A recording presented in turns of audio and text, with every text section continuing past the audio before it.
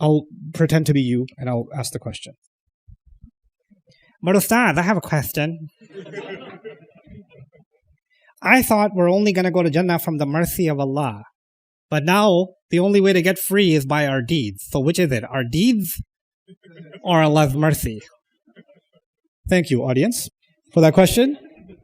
Now let me attempt to answer that for you.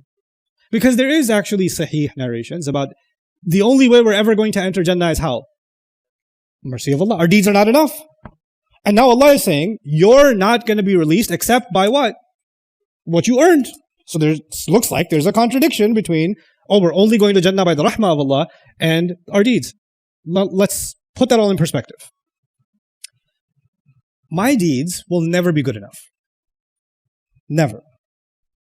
Maybe, because Jannah is really expensive. Right? Look, there are places in the world that are very beautiful. Right? In Europe, places like Switzerland are very beautiful. There are parts of France that are very beautiful. I'm sure there are parts in Germany that are very beautiful. Right? I'm sure. I haven't seen them yet, but I'm sure.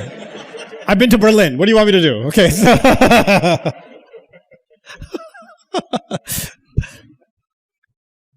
there are places in the United States that are very beautiful. Colorado is very beautiful. California is very beautiful. There are expensive cities in the world. Whenever there's a beautiful place, isn't it expensive? I mean, to get a piece of expensive real estate takes a lot more work, right? We're talking about Jannah, and just the size of Jannah is the size of the skies and the earth. It's a little more expensive than this earth, a little bit. And of course, if you want to pay for it, if you want to earn it, then you got to work for it.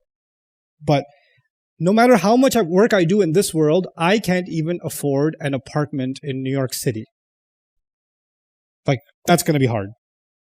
And we're talking about this limited life and some work, and now we're ready to afford mansions, not one, multiple mansions where? In Jannah. Like, I mean, let's just logically thinking, nothing we do would be enough to pay for what we're getting. Nothing. And also, those are eternal. They're eternal. So our good deeds, if we did good deeds for 80 years, right, then it's not like we get 80 years rent-free in Jannah. And then the payments begin. No, it's permanent. So limited effort, permanent reward. That's clearly not, we didn't pay for it. We can't pay for it. There's no way to pay for it, right? So what is this? Two extremes. One, we go to Jannah because of our deeds. Two, we go to Jannah because of Allah's mercy. Both of those are extremes and both of those are wrong. I showed you one of them is wrong. Our deeds will get us to Jannah because it doesn't make any sense. We're not getting to the ayah yet. We'll get to the ayah in a second. What's the other extreme? We're only going to make it to Jannah from Allah's mercy. If you say that, then what happens to the importance of your deeds? They're no longer important. Allah is merciful, man. You say, bro, don't drink that. Yeah, but Allah is merciful. It's not like we're going to go to Jannah because of our deeds. Haven't you read the hadith? Our deeds aren't enough. Just ask Allah for mercy. He'll give mercy. Allah is Ar-Rahman. Why you got to be cheap? Allah is much more generous than you. You know? Isn't that an extreme that exists? I'm sure you have some dumb cousin or friend who said something like that. Right? Because that exists in the millions of people. Right? But what is the right understanding of all of this? It's very straightforward. By the way, whenever an explanation is complicated, it's probably not correct. Right? Because the deen is, by design, what is the deen? It's a deen of fitrah. It just appeals to your intellect, it appeals to your nature, and it doesn't compromise the meaning of what Allah says. It has to just be straightforward. So what's a straightforward way of looking at this? Allah has combined two things in this surah. Allah's guidance, you saw it before, and our will. You remember that? Then Allah said, for example, يُضِلُّ كَذَلِكَ يُضِلُّ اللَّهُ مَن يَشَاءُ وَيَهْدِي مَن يَشَاءُ. Then Allah said, لِمَنْ شَاءَ مِنْكُمْ أَنْ يَتَقَدَّمْ أَوْ يَتَأَخَّرْ. Didn't he mentioned himself and us, himself and us. That's come up a couple of times. So there seems to be a two-part situation here. Allah will take my pathetic, badly done, 25% khushu' salah, right, that I did, and He's going to take it, and that's not even worth, like, you know, an apartment in Stuttgart. And He's going to take that, but I did something, and it was sincere. It wasn't great, but it was something. And Allah will take that, and He will multiply it, and multiply it, and multiply it, and multiply it, and turn it worth mansions in Jannah, and I'll look at that and say, Ya Allah, that was a pretty bad Maghrib. But Allah says, yeah, but I'm Ar-Rahman. You're not going to Jannah because of your deed. You're going to Jannah because I'm multiplying your deed. You understand? Now, that means something has to be there to multiply to begin with. Right? Allah is magnifying the reward. يُعْظِمْ لَهُ أَجْرًا. He will magnify the reward.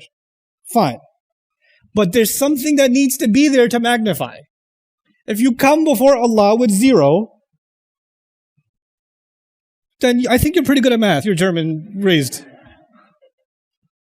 There's nothing to multiply that to. There's nothing to increase that by. Allah is saying, Allah didn't say, give me perfection. Allah said, step forward.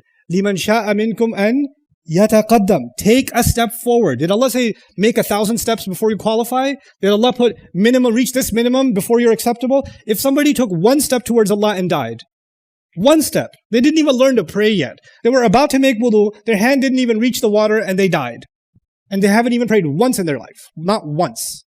The fact that their hand was moving forward, Allah will take that hand moving forward and multiply it and multiply it and multiply it, and that will become eternal reward in Jannah. Isn't it?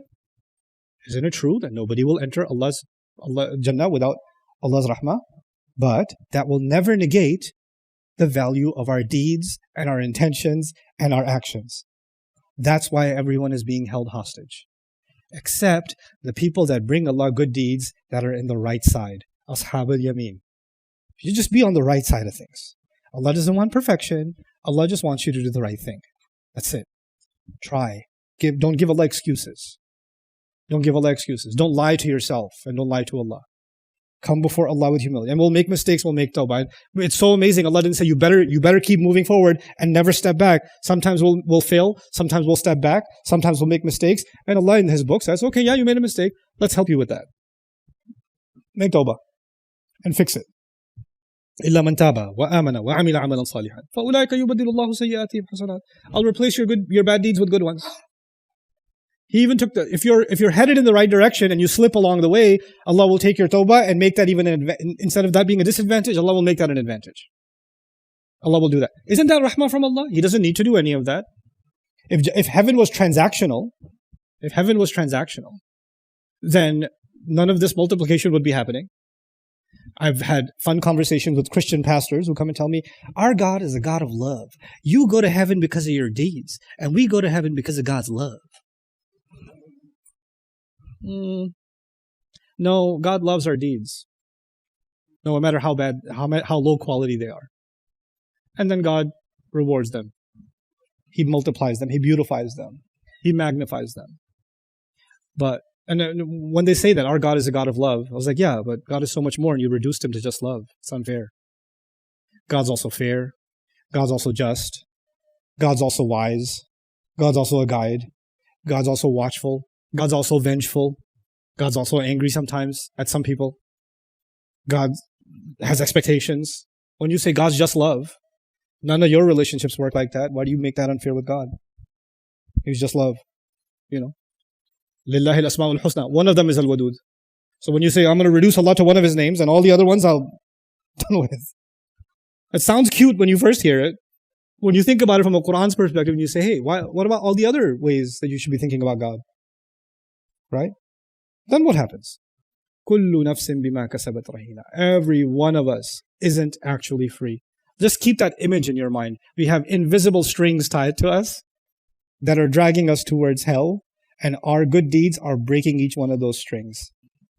That's what they're doing. Illa ashab al-yamin.